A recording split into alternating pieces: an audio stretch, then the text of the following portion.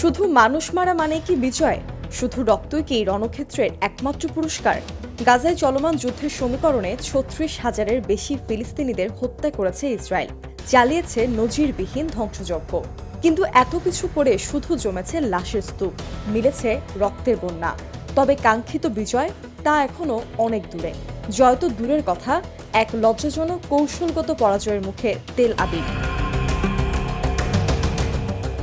তবে হার মানতে নারাজ একগুঁয়ে নেতানিয়াহু প্রশাসন। গোটা বিশ্ব তাদের একঘরে করে দিলেও মুখের জোরে এখনো সেই পুরনো রোয়াব। তবে জনসমর্থন ছাড়া তো দেশ চালানো দায়, তাই একের পর এক মিথ্যাচারে নিজেদের বিজয় ফলাও করে প্রচার করছে তারা। ইসরায়েল সরকারের অধীনে ৩০ বছর আনুগত্যের সাথে কাজ করেছেন পার্লামেন্ট সদস্য হাইম রমন। তবে সম্প্রতি মুখ খুলতে বাধ্য হয়েছেন নিজের দলের বিরুদ্ধে। বলেছেন, সময় এসেছে তিক্ত সত্য প্রকাশ করবার, আর সে সত্যটি হল কৌশলগত পরাজয়ের মুখে ইসরায়েল। আর এই লজ্জাজনক হারের জন্য একে অপরকে দোষারোপ করা ছাড়া আর কিছুই করার নেই তাদের মন্ত্রিসভার। রমন আরও দাবি করেন, গাজায় নির্বিচারে ধ্বংসযজ্ঞ চালিয়েও কাঙ্ক্ষিত লক্ষ্য অর্জন করতে পারেনি ইসরায়েল। নিদারুণ ক্ষয়ক্ষতির মুখে ফিলিস্তিনিরা, অথচ ভারী লোকসান হয়েছে শুধু তেল আবিবের। কারণ যে উদ্দেশ্যে যুদ্ধ শুরু করেছিল নেতানিয়াহু, সে উদ্দেশ্যে একাংশ বাস্তবে রূপ পায়নি। একই সুরে কথা বললেন বেনিয়ামিন নেতানিয়াহুর উপদেষ্টা জাচি হ্যানেগবি। এক বক্তব্যে তিনিও স্বীকার করেছেন যে যুদ্ধের কৌশলগত লক্ষ্যগুলোর কোনোটি অর্জন করতে পারেনি ইসরায়েল।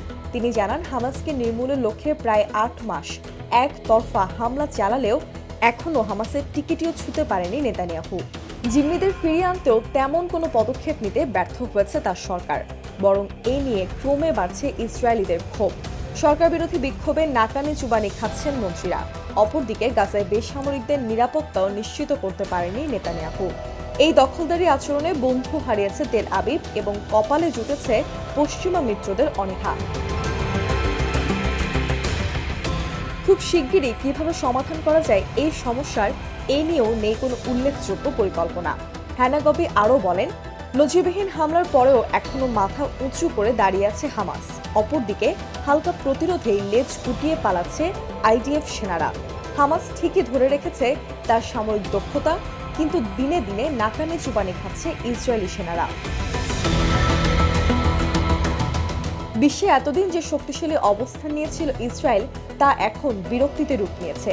এতদিন যারা ছিল বন্ধু, আজ তারাই করেছেন সমালোচনা। যে পশ্চিমাদের অস্ত্র এবং অর্থের বলে এত বড় আগ্রাসন পরিচালনা করেছে নেতানিয়াহু, তারাই হাত গুটিয়ে নেবার প্রস্তুতি শুরু করেছে। বরং ফিলিস্তিনিদের পক্ষে বাড়ছে বিশ্ববাসীর সমর্থন। লোভে পড়ে যে যুদ্ধের সূচনা করেছিল তেল আবিব, তা বুমেরাঙের মতো ফিরে এসে আঘাত হেনেছে নিজেদেরই। এজন্যই কি তবে ইসরায়েল জুড়ে কোনো সমর্থক অবশিষ্ট নেই নেতানিয়াহু?